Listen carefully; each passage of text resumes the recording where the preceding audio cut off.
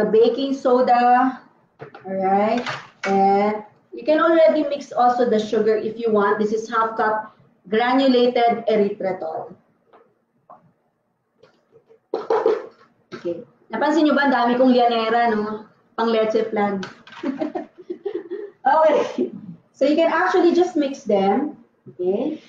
Pwedeng manual, pwedeng hand mixer, pwedeng hand whisk, nasa sayo yun. Diba? You can also start with just a hand mixer. Okay. Same measurement lang po ba ang papalitan ng cocoa oil and ang butter? Yes. Same measurement. Kung half cup butter, half cup coconut oil also. Okay? Once na-mix mo na yung dry ingredients, no, maganda sa baking na to, ano siya, straightforward. I-mix mo lang lahat. Okay? So you can already add, sabi dito, your eggs, diba? Lahat naman ng wet ingredients. I-mix mo lang sila. So ito, melted butter na to sa akin. Okay? Melted butter. You have the vanilla extract. Okay? And, of course, ano ito? Almond extract? Aba? Okay, may almond extract. Social, pero hindi nyo matitikman. Okay, meron kasi akong almond doon. Okay, anyway. So, you just mix them all together. Ayan. Madali lang to. Kayang-kaya nyo to. Okay, so mix.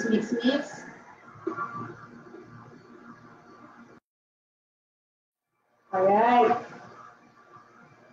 Tingnan ko lang kung baka merong ano ay, yan.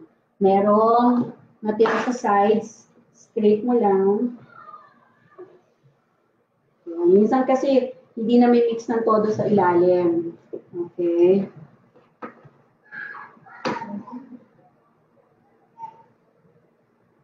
Okay, so mix lang natin.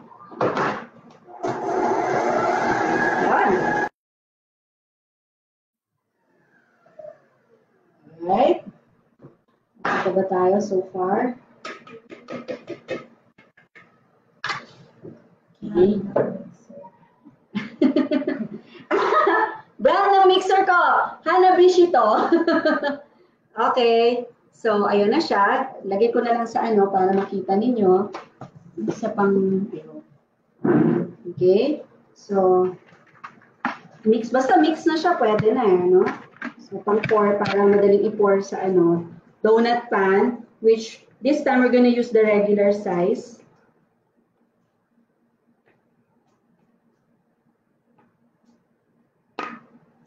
Okay. Normally, even before baking, kung hindi ka maselan, tikman mo muna. Tama lang. Kasi syempre, mamaya, di ba, yung sugar na ginamit mo, ang tabang pala, di ba? So, again, I'm gonna use a silicone pan. Kasi I've tried yung aluminum sa donuts. Dumidikit talaga. This one, ang daling gamitin. Once bake na, pop out mo lang siya. Diba? So, this is a bigger size. So, again,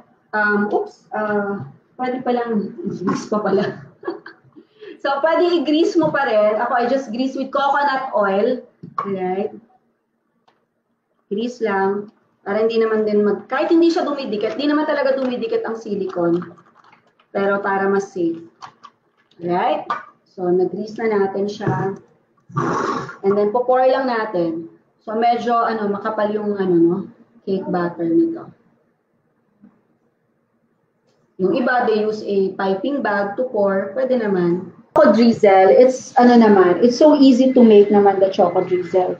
Okay, so of course, we have the cream cheese na for our donuts. Atras ko lang ng konti para makita ninyo. Okay, so nakaupo ng lola. Okay!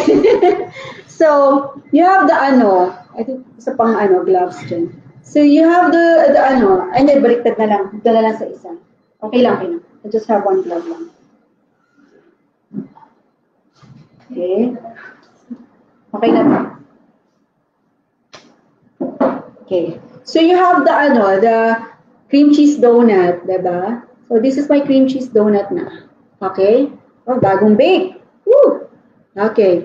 So actually, you can put any frosting if you want. Okay. Inulin. Okay, so, sige. Ube cheesecake, mamaya na yan. Excited kayo sa ube cheesecake, Masarap yon. Ha? Okay na, ay, naku, na-pick up na lang. Kaya hindi ko napakita. So, normally, sa spread nyo lang yung cream cheese on top. Ito na yung cream cheese frosting nyo, diba? Yan. Spread lang siya.